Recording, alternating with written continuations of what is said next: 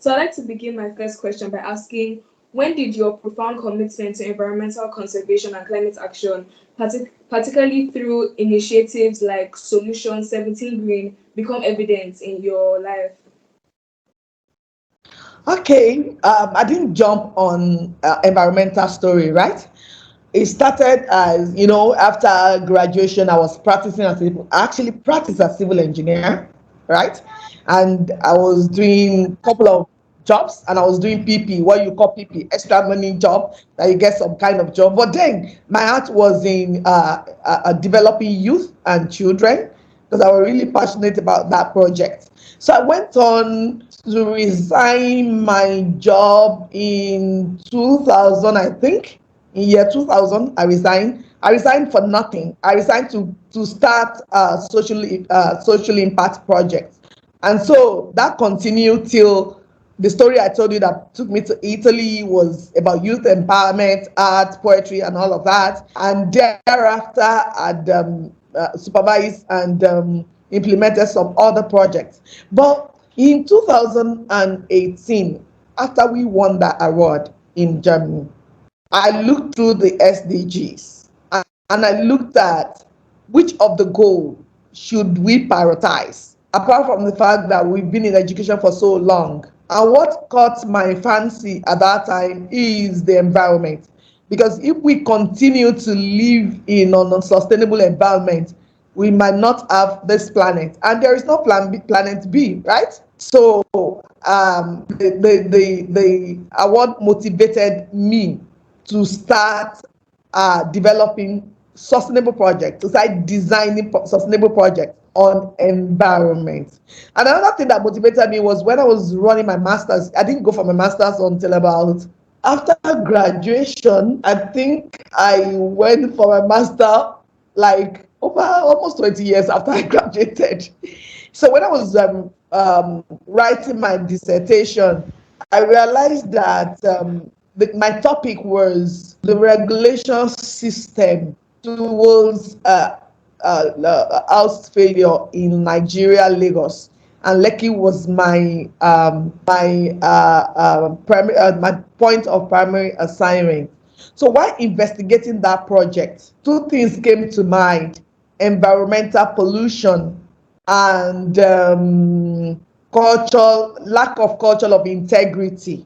So the first project I designed along with my team was how to implement culture of integrity and accountability in Nigeria. And that was the project that won us that award in Germany. So on return back to Nigeria, the ovation was very loud, not only in Nigeria, but around the world. And I thought, look, we need to focus. Apart from SDG 4 that we're already working on, we needed to work a bit on SDG 1 and 2.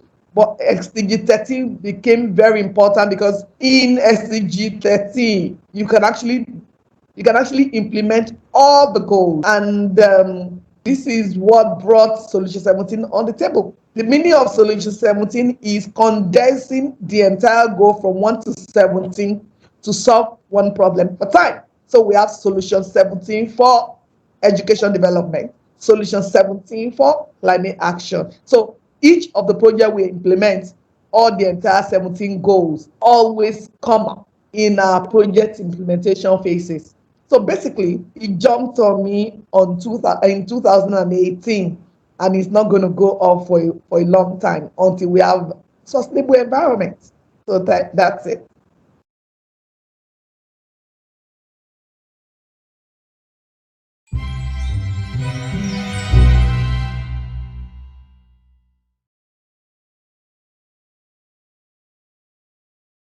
Ask my second question.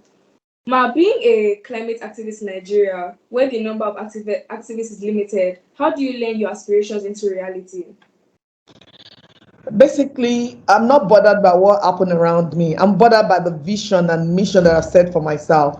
Even if I am the only one pursuing a goal in an environment, I don't see not having many people as challenging, right? Because basically, before you start, not even just be an activism, I hope you know that I'm a project management expert. So, and I look at projects.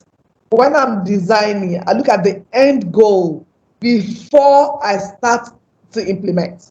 So to actually work as an environmentalist, I have looked at the future of where I'm going to always look at the future. Future first. So how do I arrive at point Z? And I draw the picture of my final destination. I'll break down the final destination into smaller implementable phases to know if it is doable or not. So for me, working on environment, I am not competing. I'm not looking at what others are doing. I am in my own world, try to create a brand new world that will be sustainable. So, and I can't do all. So, what I mean is, I know exactly what impact I am looking at, and I know exactly what vision I have for my local and even the global community. And I know the footprints that I need to follow, and I also know the milestones that I need to achieve. So what do? I don't see myself having, oh, are we doing it together? Who is joining me? No way. Once I design a project, I face it along with my team until we'll achieve the goal that has been set before the project, at the project design state. So basically, I feel nothing. If everyone, because it's a very big world. Let us assume we even have 100, 1,000, 2,000. Everybody is doing one thing or the other. So your small action, you need to ensure that you have impact and the action counts. That is it for me. So activism is not about whether there are few, whether there are many. Everybody must have to set their vision. For me, I have a vision, and there are goals and objectives that must be met. So activism in me cannot stop until those vision is accomplished.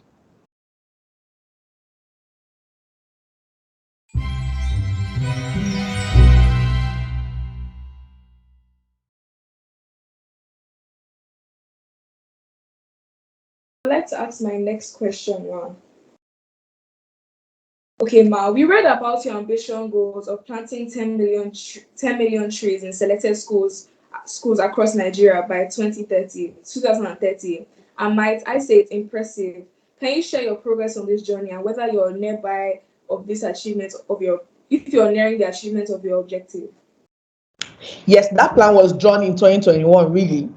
And it's a very ambitious, like you've said, very daring. So when we do that plan, our objective was to plan the streets around the school so that we can have managers managing them, we can have monitoring, we can have what's it called, technology driven tree planting. That was our plan. We did all of this, and then we started the pilot phase. I must tell you, we are back in our drawing board. Why? It was good that we didn't put a lot of investment into the pilot phase. Our pilot phase, we looked into 10 schools. And when we were planning, the government will first offer you, I think your school is the only private school, and Pan Atlantic University very close to you. Those are the two private schools, others are public. You know what we have gotten? We have planted over 600 trees, and we have monitored all of them. We have looked into failures. So let me start from failures. The project is to drive to 2030 with 1 million trees. The baby step was to pilot in 10 schools and see whether our decision to work with public school in Lagos State will work, or we need to rejig and go elsewhere. Believe me, we are rejigging.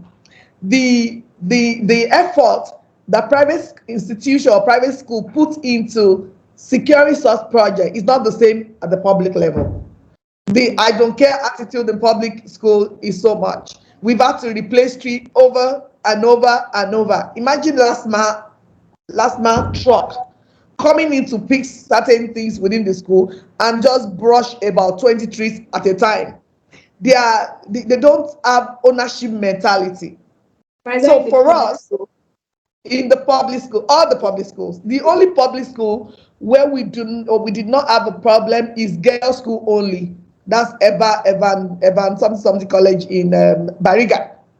Other schools, whether the manager, the teachers, we've had a lot of problems. So if we are looking at something that is sustainable, would have to rejig. And what are we looking at now? We are looking at university private. We're now looking into doing that with the private schools plus community driven projects. Those 1 million can never be in schools in Nigeria because our lesson learned catalog has stated that we will not achieve our aim by year 2050 if we run the path. And that's why I told you about defining your project from the very beginning. When you knew, oh, 1 million trees are going to be planted, and then how much is it going to cost? Where do you want to plant? Okay, we're starting our pilot. Our pilot is in public school in Lagos. We partner with Lagos State government. They gave us the land, they gave us the school. But the ownership mentality in all those schools are -2%. So we would have to go over and over and over again. The trees that are actually growing well, we don't have any single problem in Pan Atlantic University. It's actually very beautiful. We don't have problem in your school, but we don't have problem in ever Adelaja College. They are all girls in that school. Why? Because the principal took it as an ownership mentality, plus the staff that are working with us. But all others, we have replaced nothing less than 220 trees at different locations. You see that dead, they run over. So that project is a failure if we continue to go that path. So we have maintained the schools that are doing well. We have learned our lessons. We have stopped planting or replanting in those schools. We're now rejigging to go into community. So for us, community is looking good because we are actually using the young farmers, young rural farmers, we're using the youth and all of that. And we have replanned to allow them to make money within the system, meaning that they are going to be planting we used to buy our seedling from Ijebu Ode and Ibadan. But what we are doing right now is to buy seed, give to young people to plant, they sell to the project, and we give it back to them to plant. So they monitor the process and they are major stakeholders in the entire thing. And of course, because they are monitoring it, we're also planting now more economic tree so that there could be profits as we go forward. And those profits is actually entirely for them. We are monitoring to get them to do environmental sustainability. For real, in this country, if you want to do anything with social impact, the best is to pilot it. The pilot phase will let you know whether you are failing, you are passing, it's going to go through the next 4 years, or you're going to record success in the next 5 years. But believe me, you will know within a year if that project is sustainable or not, because the stakeholders to any of your project has to be carried along. And if you're seeing failure along the path, you have to rejig. So we are back in the drawing board. And this drawing board is to plan towards next year. The planting is next year start from March. So between now and March, we will determine how we are going to move forward with that project. But for me, we have done something remarkable, which we have learned our lessons. And in summary, we now know going forward what we have to do. Other than sitting down and planning in the room, if you don't go to the field, you never can know what will be successful and what will fail. So that's it for now. But as ambitious as it is doable because with the locals, they are using their land and it's not just planting. We are giving them livelihood. So they are aware that this is going to fetch them money apart from the environmental sustainability. So we're now carrying along the major stakeholders to make the project a success as we move forward. Thank you.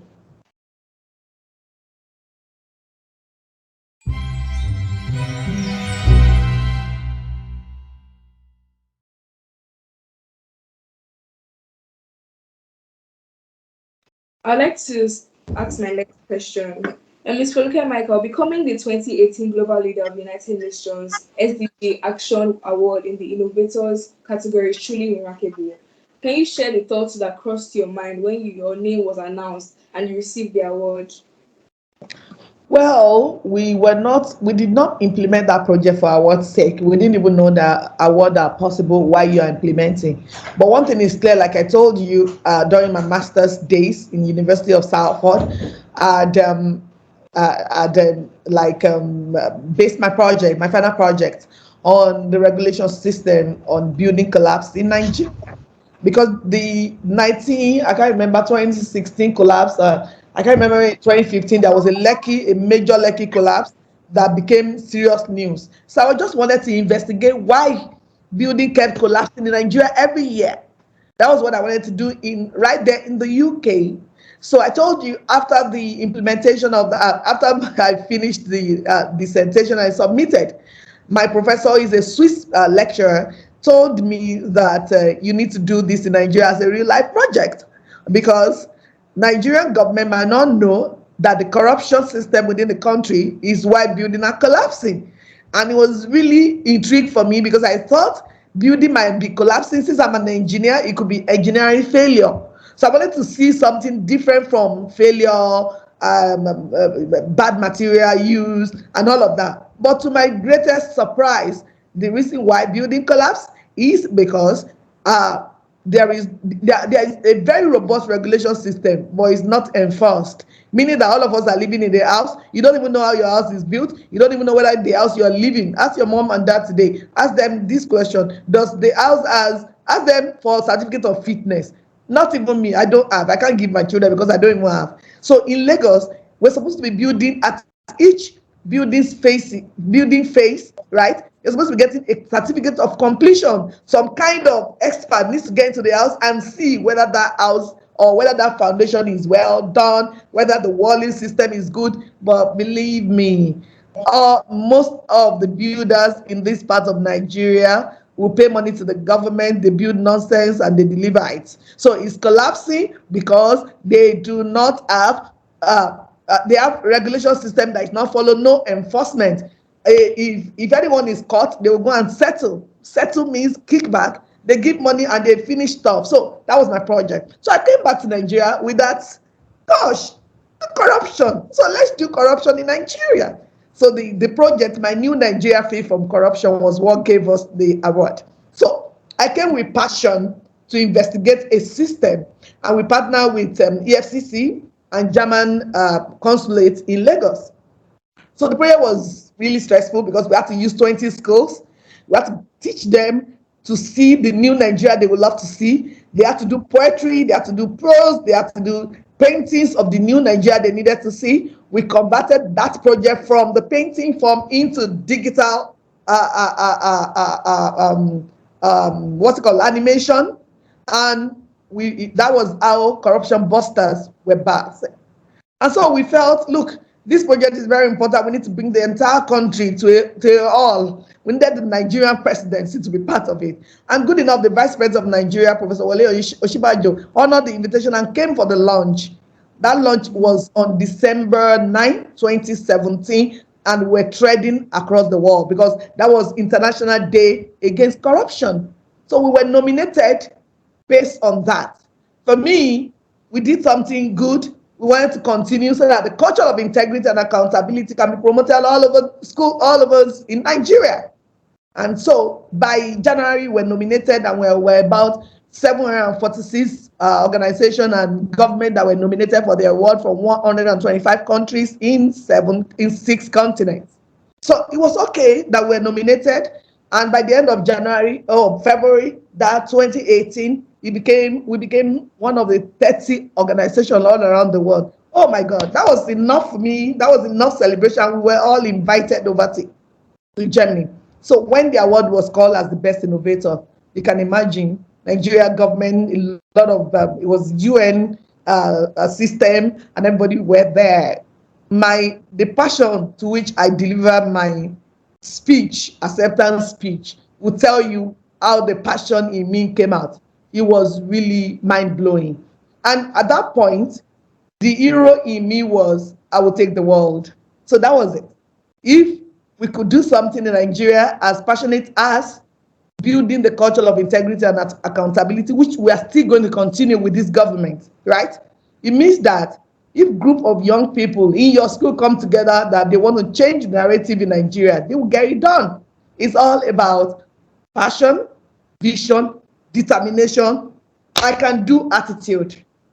That's it. Thank you.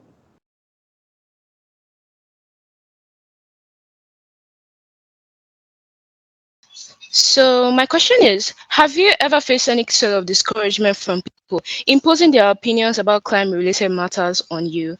Like, when you know how Nigerians are, you keep telling them that they shouldn't throw plastic bottles outside the window of their cars, but yet when you drive across the roads, you can see multiple plastic trash at the side of the roads. Even new roads, they're actually, you can see dust everywhere, dirt. So how do you stand in the midst of diversity with these people?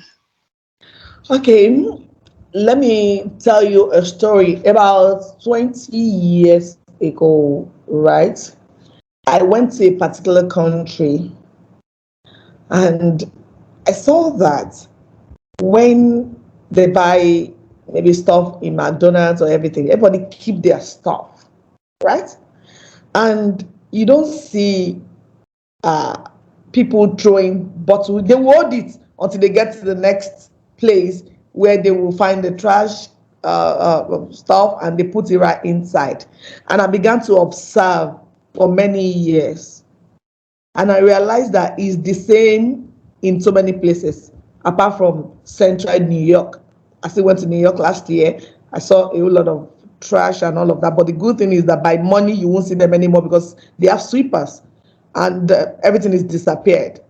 And I want to also think that tourists actually come and they do that, what they can do in their country. So my perception on people, what they do is culture of integrity, culture of neatness that has not been developed. Now, when you go to those developed countries, especially in Germany, Germany is very clean, and you see the road and everywhere. No, they probably drink more than us, but you won't see anything anywhere.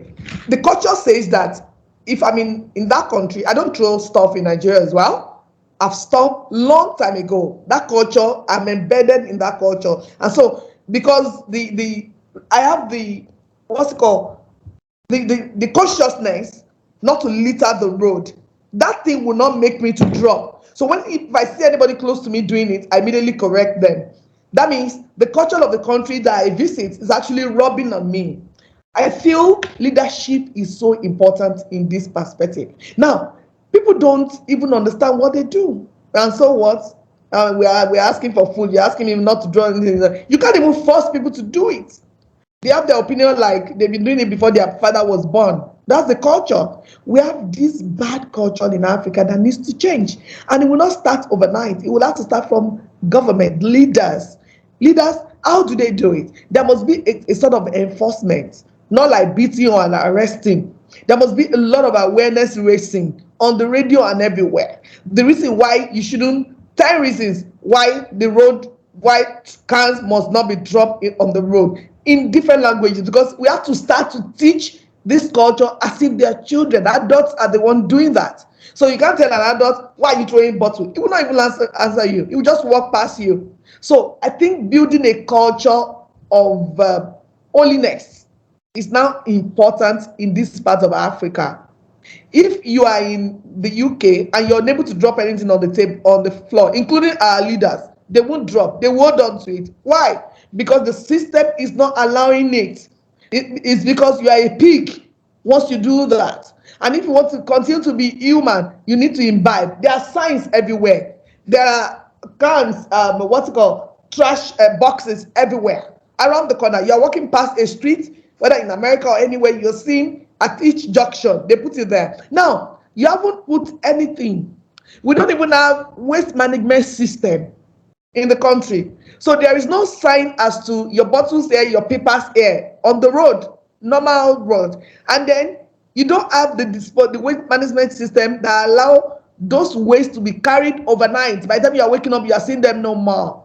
Come on, Nigeria hasn't done enough to keep people, to stop people from doing that. So what I would suggest is for us to have waste management system, and that will be implemented by the government. Government controls the road, they get the taxes, so they need to implement such system. If you're telling someone don't throw a can anywhere, you must have an alternative. You must have provision. We do not have this provision, so we cannot complain. So when other opinions, look, if you are going to the market I'm not talking about ShopRite, because I know the one, you Gen Alpha and Gen C is ShopRite. But I'm not talking about real market. If you go to the market, a lot of people are making noise, right?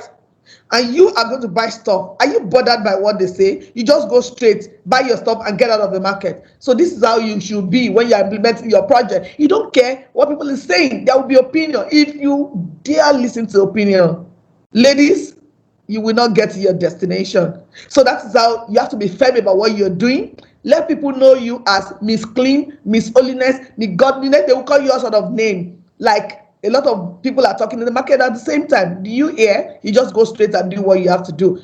Don't ever care about when you are getting negative opinion.